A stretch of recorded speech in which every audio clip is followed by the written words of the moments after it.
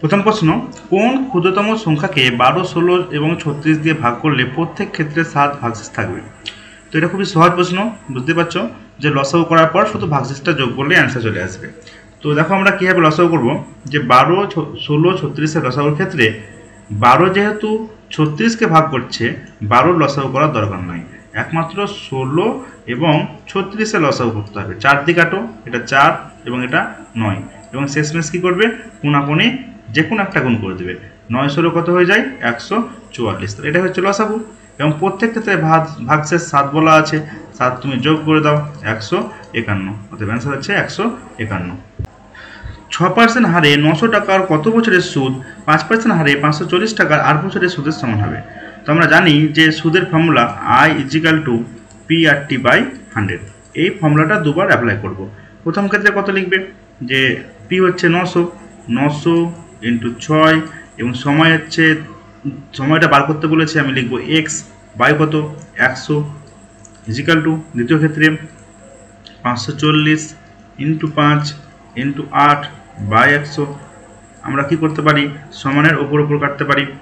দেখো কাটাকাটি করছি, এই 0 0 কেটে গেল, 6 দিয়ে এটা কাটবো, এটা হয়ে যাবে 9, 9 দিয়ে এটা কাটবো, এটা হয়ে যাবে 10, এবং 5 দিয়ে এটা কাটবে, এটা হবে 2, 2 দিয়ে এটা কাটলে হয়ে যাচ্ছে 4, x এর মান হয়ে যাচ্ছে 4। গুণফল বলেছে 4032, গসাগু বলা হয়েছে 12, লসাগু বার করতে বলেছে। আমরা জানি যে লসাগু ইন্টু গসাগু সমান সংখ্যা দুটির গুণফল, তার মানে লসাগু বার করতে বললে গসাগু দিয়ে গুণফলকে ভাগ করতে হবে, মানে 4032কে ভাগ করতে হবে 12 দিয়ে, অ্যান্সার হচ্ছে 336। এবং রিপিট অঙ্ক আগেও পড়েছে, কোনো স্থানে 5 মিনিট অন্তর কামান লাগা হচ্ছিল এবং সেদিকে একটি ট্রেন অগ্রসর হচ্ছিল। ওই ট্রেনের কোনো যাত্রী 4 মিনিট 49 সেকেন্ড অন্তর পর পর দুটি তোপ ধ্বনি শুনল। শব্দের গতি সেকেন্ডে এত ফুট হলে ট্রেনটির গতিবেগ কত? তো কি ব্যাপারটা কি হচ্ছে, দেখো এইখানে একটা ট্রেন দাঁড়িয়েছে, সেই ট্রেনটা, আর এখানে একটা শব্দের সোর্স আছে, সাউন্ড, শব্দটা আসছে এইদিকে, ট্রেন যাচ্ছে শব্দের দিকেই। তো প্রথম কথা, যদি ট্রেনটা স্থির থাকতো তাহলে কিন্তু 5 মিনিট অন্তর অন্তরই এই শব্দটা শোনা যেত। ট্রেন যেহেতু স্থির নয়, ট্রেন এদিকে যাচ্ছে, আমি ধরে নিলাম মোটামুটি এই জায়গায় শব্দটা শুনতে পাচ্ছি। কমিট পর বলেছে 4 মিনিট 49 সেকেন্ড পর শব্দ শুনতে পাচ্ছে, তার মানে এই ট্রেন এতটা ডিস্টেন্স চলে এসেছে কমিটে 4 মিনিট 49 সেকেন্ডে এই ডিস্টেন্সটা চলে এসেছে। আর যদি ট্রেনটা ওদের না আসতো, ওখানেই দাঁড়িয়ে থাকতো, তাহলে সে কিন্তু 5 মিনিটে শুনতে পাই। তার মানে এই যে 11 সেকেন্ড, এই 11 সেকেন্ডে কিন্তু শব্দটা এই ডিস্টেন্সটা যেত। তাহলে সহজ ভাষায় আমি বলতে পারি যে ট্রেন 4 মিনিট 49 সেকেন্ড হিসাব করলে এটা হয়ে যাচ্ছে 289। তো 89 সেকেন্ড, তো ট্রেন 289 সেকেন্ডে যে ডিস্টেন্সটা যায়, শব্দ 11 সেকেন্ডে চলে যায়। তাহলে আমি এখানে দূরত্বের ফর্মুলা করব, ট্রেন কত যাবে, ট্রেনের বেগ ধরছে আমি x বেগে 249 সেকেন্ড ধরে গেলে এই ডিস্টেন্সটা যাবে, এই ডিস্টেন্সটাই যেটা শব্দের বেগ 1156, এই শব্দের বেগ সে ক সেকেন্ডে যাচ্ছে, 11 সেকেন্ডে যাচ্ছে। এটা সমান করলে অঙ্কটা হয়ে যাবে। এটা হচ্ছে 17 স্কোয়ার, তার মানে এটা 17 দিয়ে কাটবে। প্রথমে 17 দিয়ে কাটলাম, 17 দিয়ে কাটলে কত হবে, 68 আসবে। আবার 17 দিয়ে কাটলাম, কত আসবে, এটা 4 আসছে। অর্থাৎ x = 44। অর্থাৎ ট্রেনটির বেগ হচ্ছে 44 ফুট পার সেকেন্ড। কোনো টাকার 12% 63 টাকা হলে ওই টাকার 40% কত? এটা প্লেন ঐকিক নিয়ম, খুবই সহজ অঙ্ক। 12-র মান হচ্ছে 63, তো 40-এর মান কত হবে? তো দেখতে পাচ্ছ 4 দিয়ে কাটবে, এটা 4 দিয়ে কাটলে এটা 3, এটা হয়ে যাবে 10। তো 3 থেকে 63 মানে কত গুণ হয়ে গেছে, 21 গুণ। চাইলে তুমি আরও কাটাকাটি করতে পারো, এটা 1, এটা 21, মানে 1-এর মান 21 হলে 10-এর মান 210। এক ব্যক্তি দুগ্ধ ক্রয় করে তাতে জল মিশ্রিত করলো, যদি ওই মিশ্রিত দুগ্ধ ক্রয় মূল্যের দরে বিক্রি করে তার 20% লাভ হয়। তার ক্রয় মূল্যে বিক্রি করতে গেলে তাকে দুধ যদি 100 লিটার থাকে, তো ক্রয় মূল্যে যেহেতু বিক্রি করবে, অতএব তাকে জল 20 মেশাতে হবে। তাহলে সেক্ষেত্রে মিশ্রণটা কত হয়ে যাবে? মিশ্রণটা হয়ে যাবে 120। বলেছে প্রতি লিটার মিশ্রণে মিশ্রিত দুগ্ধে কত জল আছে। তা মিশ্রণটা এখন কত হয়েছে? 120। 120-র মধ্যে জল আছে কত? 20। এটা হচ্ছে অঙ্ক। 20 দিয়ে কেটে দাও, হয়ে যাচ্ছে 1/6 অংশ। পার্সেন্টেজ বললে এটাকে 100 দিয়ে গুণ করতে হতো, আমাদের অংশতে চেয়েছে, উত্তর হচ্ছে 1/6। একটি গরু ও ঘোড়ার মোট মূল্য 2400 টাকা, ঘোড়ার মূল্য 30%, গরুর মূল্য 40% বেড়েছে। উভয়ের মোট মূল্য এখন কত হয়েছে? 3200 টাকা। তো এখানে অ্যালিগেশনের অঙ্কটা হবে, দেখো ঘোড়া বেড়েছে 30% এবং গরু বেড়েছে 40। এটা কাউ সি লিখছি, এটা ঘোড়া হর্স লিখছি। তা মোটের উপরে কত বাড়ছে? 2400 থেকে 3200 হয়েছে, 800 বেড়েছে। কতর উপরে বেড়েছে? 2400-র উপরে বেড়েছে, ইন্টু 100 করে দাও।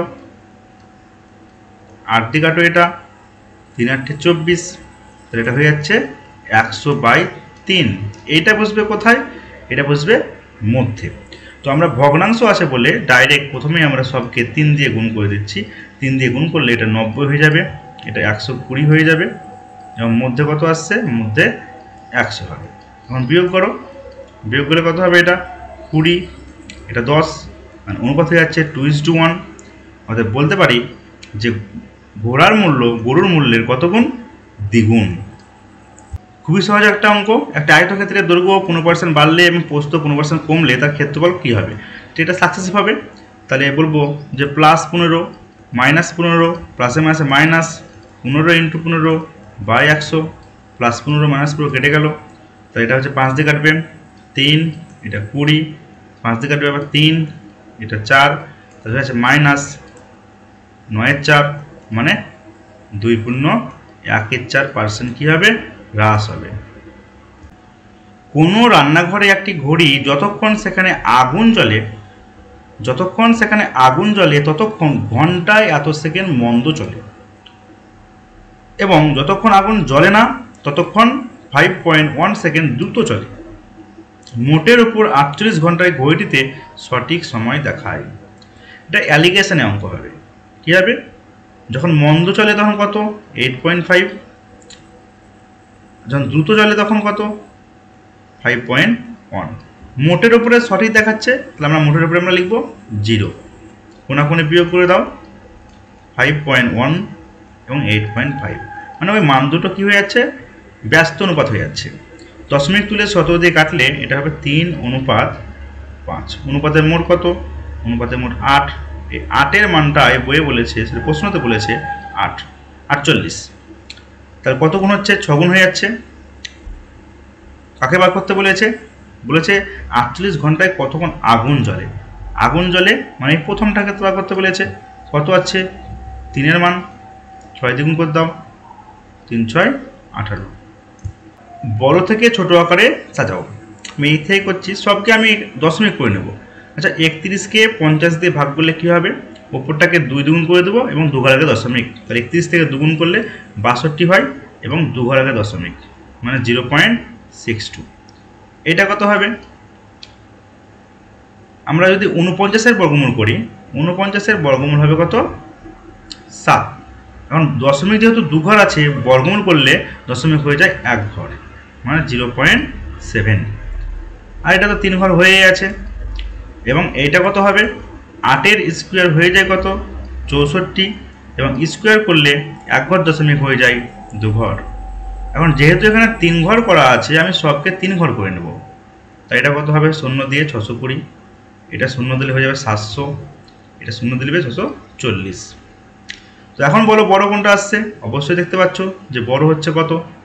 এই 700টা, মানে এটা হচ্ছে সব থেকে বড়। অপশানে দেখতে পাচ্ছ বি দিয়ে শুরু হয়ে গেছে। তারপরে কোনটা?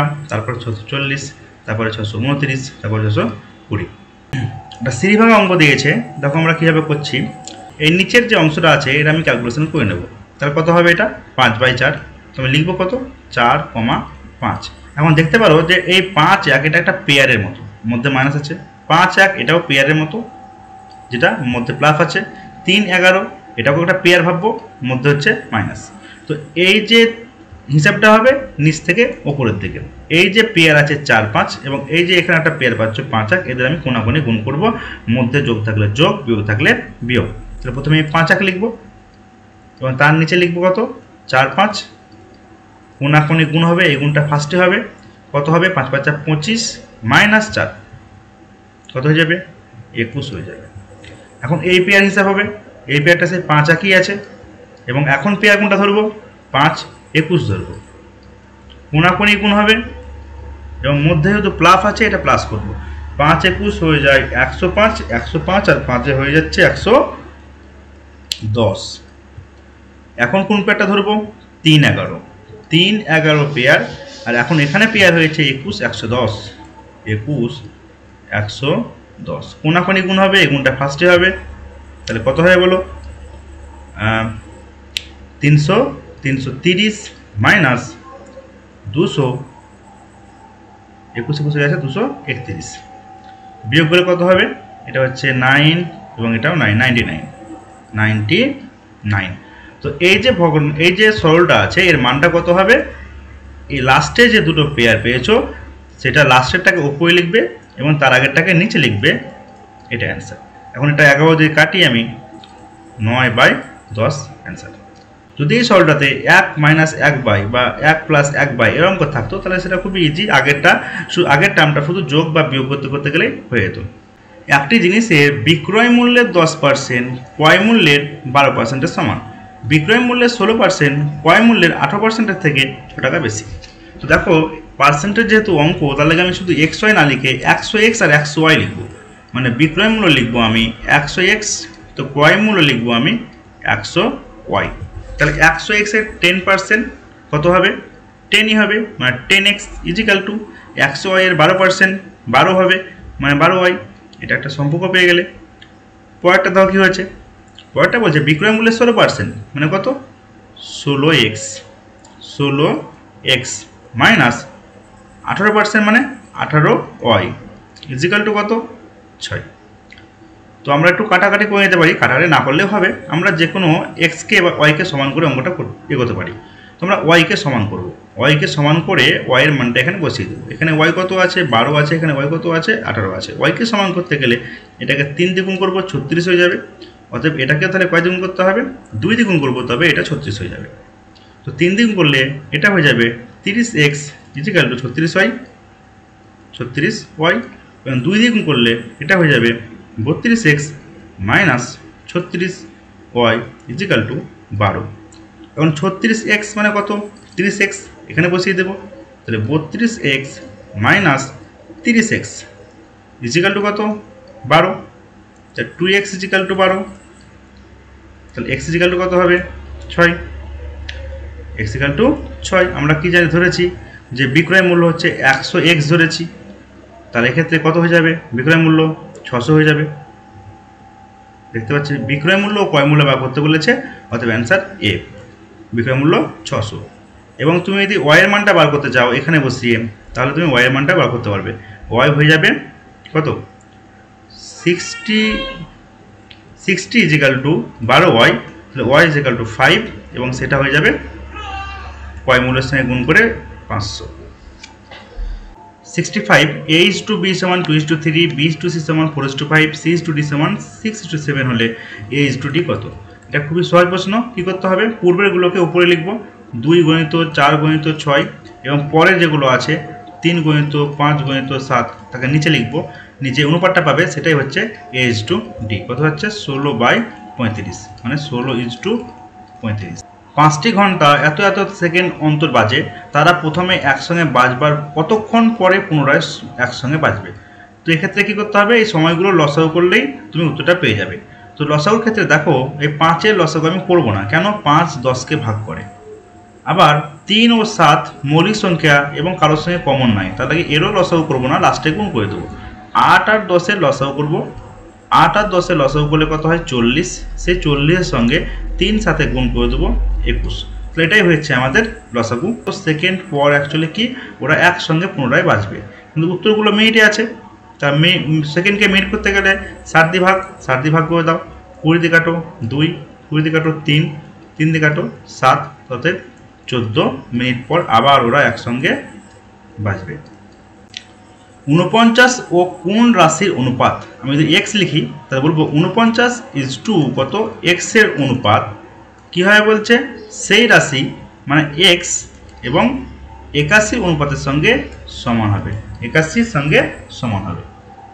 তো এই যে জিনিসটা অ্যাকচুয়ালি আমরা যদি বলি যে এ বি সি ক্রমিক সমানুপাতিতে আছে, তাহলে আমরা লিখতে পারি a/b সমানুপাতিক b/c। তার মানে এখানে বি কি, বি হচ্ছে মধ্য সমানুপাতি, তার মানে এখানে এক্স কি, এক্স হচ্ছে একটা মধ্য সমানুপাতি। চাইলে এখান থেকে অঙ্কটা করতে পারো, আমরা জানি যে মধ্য সমানুপাতির ফর্মুলা হচ্ছে সংখ্যা দুটির গুণফল এবং তার বর্গমূল। তাহলে বর্গমূল করলে কত হয়ে যাবে, 7 × 9 7 9 63, এটা 63 অ্যান্সার। কোনো স্থানে পৌঁছাতে কোনো ব্যক্তি ঘন্টায় 4 কিমি বেগে গেলে 10 মিনিট বিলম্ব হয়, আবার 5 কিমি বেগে গেলে 5 মিনিট আগে পৌঁছায়। তো এখানে কি করব, এই 4 এবং 5 এই বেগের লসাগু করব। লসাগু করলে কত হয়, 20। সেই লসাগুটাকে আমি বলবো যে দূরত্ব, এবং তাকে যদি ভাগ করি তাহলে এটা 5 পাবে এবং এটা 4 পাবে, এটা হয়ে যাবে কি সময়। তাহলে বলো সময়ের পার্থক্য কত?